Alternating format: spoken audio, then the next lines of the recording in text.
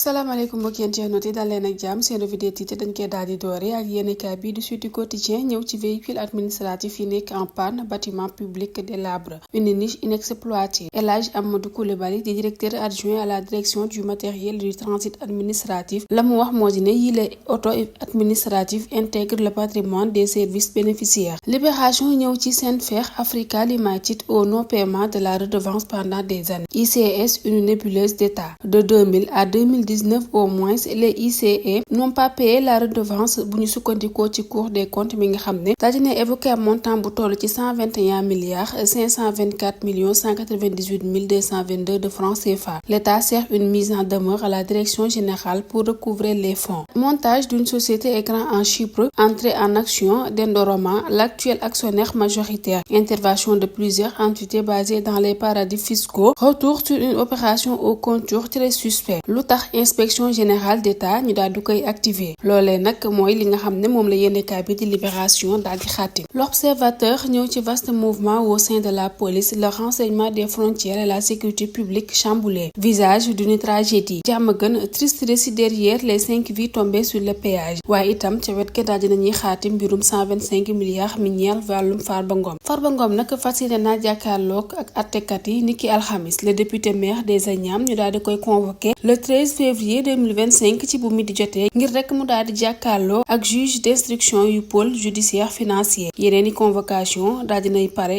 jëm ci ay hommes d'affaires ay hauts cadres de l'administration publique ak ay patrons bu SCI. ay soutien du responsable APRL daal dinañuy dénoncer une cabale politique. Walf Quotidien daal di ñëw ci fermeture des bases militaires françaises, suspension de l'USAID, bluf du BTP, purge à l'ANASER, à la CDC, au port dans la presse. Silence on licencie. noonee nag la ko yéenekaay bi di Walf Quotidien xaatime. Vox Populi ñëw ci front de la défense de la République. L'opposition fait bloc.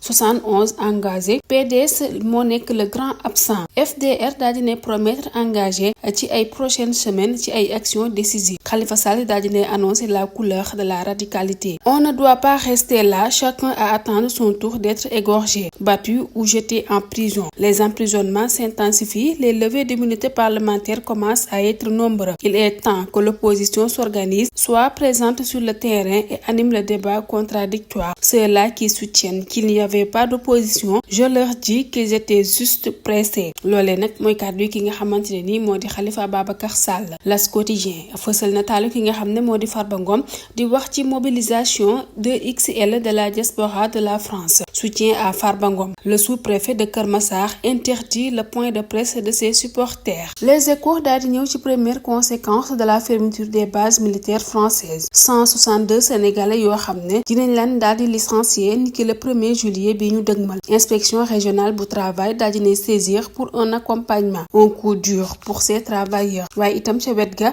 daal di nañ xamle ne parquet judiciaire financier daal di convoqué ki nga xamante ne ni moo di Farba Ngom niki alxamis.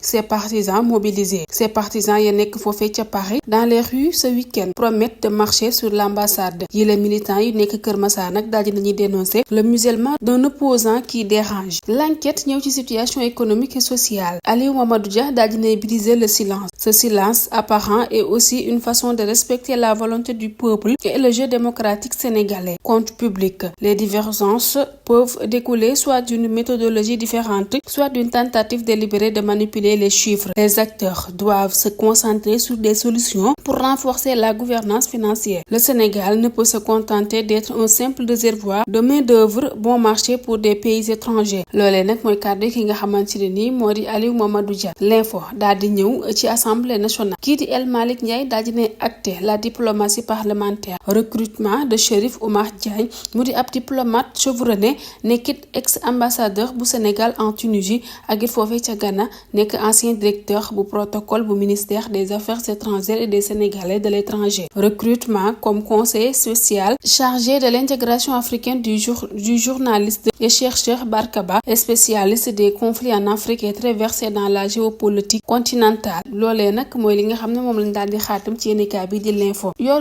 ñëw ci bureau Holoba, directeur général du BOC. Le président et son PM sont très engagés à déterminer à la transformation systémique du Sénégal. ci fukki at yi weesu amul benn projet d'envergure boo xamante ne ni daal di dañ koy exécuter dans les délais. Tous les projets de Macky Sall ont pris du retard retard dans leur exécution. Le régime de Macky Sall avait fait plus de 2 ans au pouvoir et payé plus de 3 milliards de francs CFA à un cabinet étranger pour produire le PSE. Nous, en 6 mois, nous avons un agenda de transformation du Sénégal sur 25 ans, un master plan sur 10 ans et un plan quinquennal sur les 5 ans à venir. Loolu nag mooy kàddu ki nga xamante ne nii moo di Birame Kholo Ba di directeur général bu Vox. Direct News ñëw ci assainissement du secteur de la presse. Ces 4 points majeurs: structuration des médias, démarche initiée par le ministère s'appuie sur l'application du code de la presse jamais respecté depuis 2017. muy daal di émaner ab demande des acteurs des médias et des assises de la presse. On s'achemine vers la création d'une autorité de régulation avec plus de moyens et de compétences élargies. La loi sur la publicité dépoussiérée. Ainsi, dans le cadre de la vision ANT 2050, le numérique tiendra une place centrale dans les prochains mois avec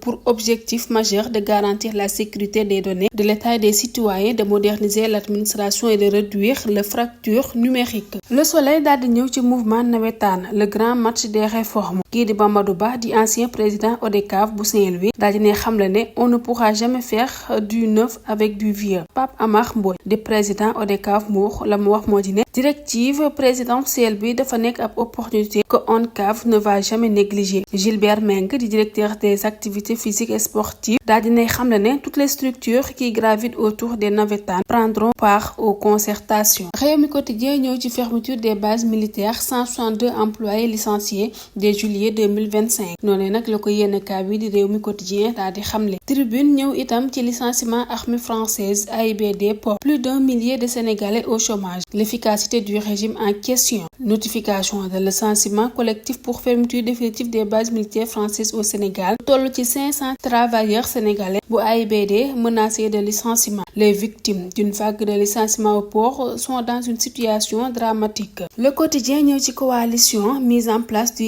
FDR. Amadou Ba daal di casser le front. Le leader de la nouvelle responsabilité ne veut pas s'allier à des partis qui l'ont trahi. Le Quotidien ñëw ci Front pour la défense et la démocratie et de la République mu di FDR. L'opposition fait bloc face au régime Diomaye Sonko. Il accuse le parti au pouvoir d'avoir manipulé le processus électoral. Le FDR daal di adressé un bilan accablant des premiers mois de gestion du nouveau régime. Tey daal di dénoncer la répression accrue des journalistes. Une série d'actions annoncées pour défendre la République. Des mobilisations prévues dans les semaines à venir. Source A ñëw ci plusieurs décisions de justice yi nga xam ne daal di ordonné sans succès l'expulsion de la société Quality Vegetable Service de la forêt classée de Thiès qui protège QVS.